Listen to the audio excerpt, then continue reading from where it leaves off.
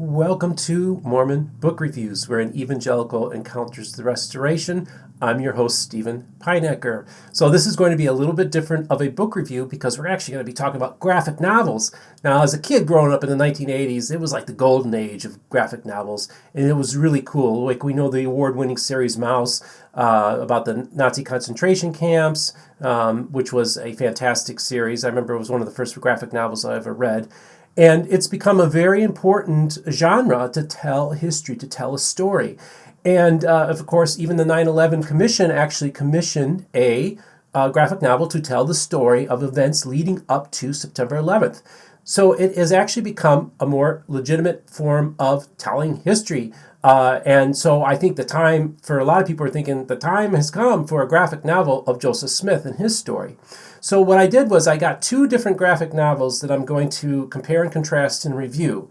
I think that it will be very eye-opening to a lot of people. It's kind of like the do's and don'ts of how to write things. And this is going to be a double review. So we're going to start with my first one. It's The Glass Looker.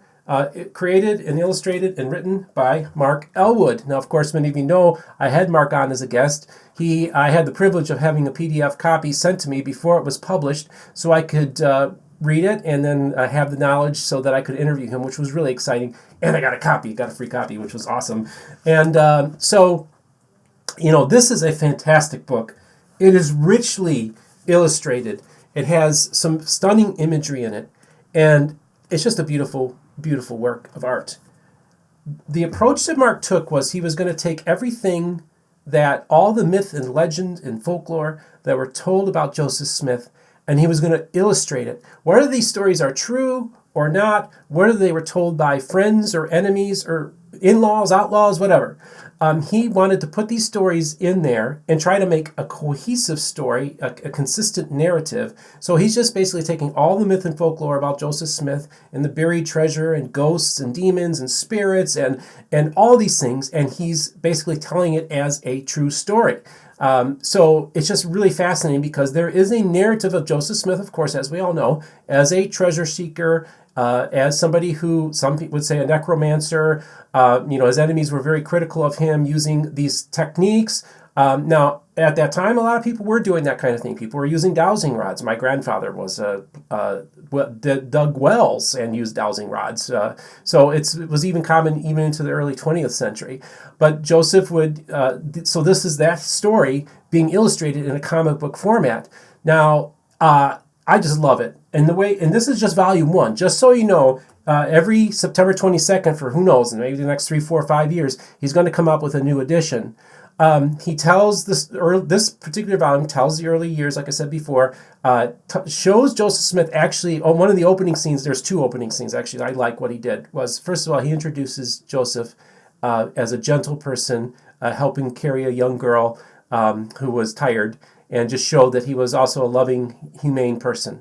And then the second opening scene is him actually reading somebody's palms, which was kind of shocking. But what Mark did was he took each and every story, and then he told the story in a graphic novel format, but then also gives documentation, footnotes, and gives you the story as it was told by the witness or whoever was involved. So he's just illustrating those stories in a really cool way. And of course, with Mormons, we got to have footnotes, we got to have resources and everything that references. And of course, Mark provides that in the books. And as for the second volume graphic novel I'm going to discuss is this particular edition called The Enchanter. This is part of the Crusaders series put out by Chick Publications.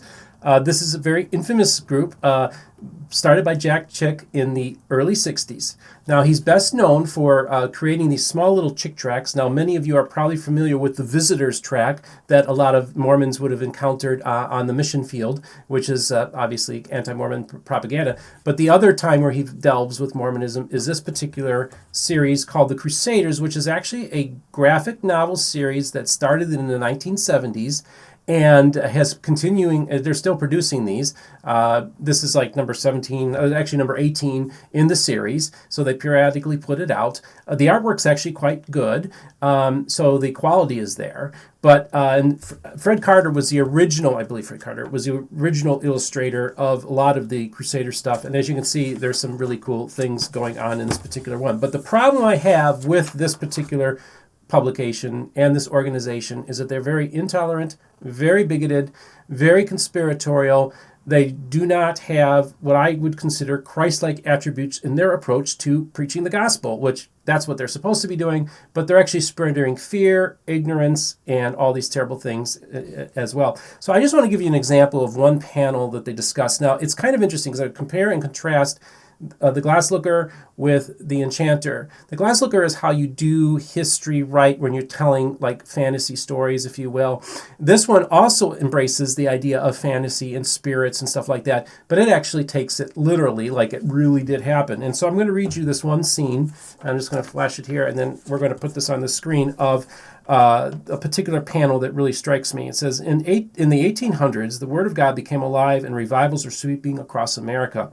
The Protestant and Baptist churches were on fire for God. And then so we cut to this panel that you see on the screen now. I hate the devil. I hate these revivals. They must be killed. To do this, I need a man born into the occult to be my prophet. Someone who can write books that will rival the Bible. And then his minion says, we have such a man, master. His name is Joseph Smith. Bless and support him, and he will create a powerful religion. And then the devil says, of course I will, you idiot. And the panel ends with, and that's exactly what happened. Folks, this is pure rubbish.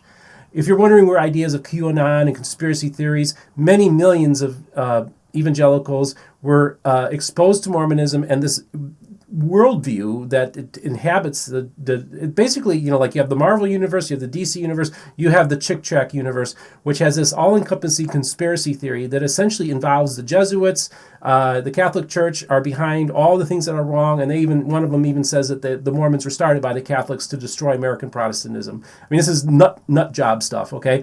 So basically, the story is one in which it's just absolute rubbish. They present Joseph Smith to be an absolute charlatan and con man in a way that's not even realistic.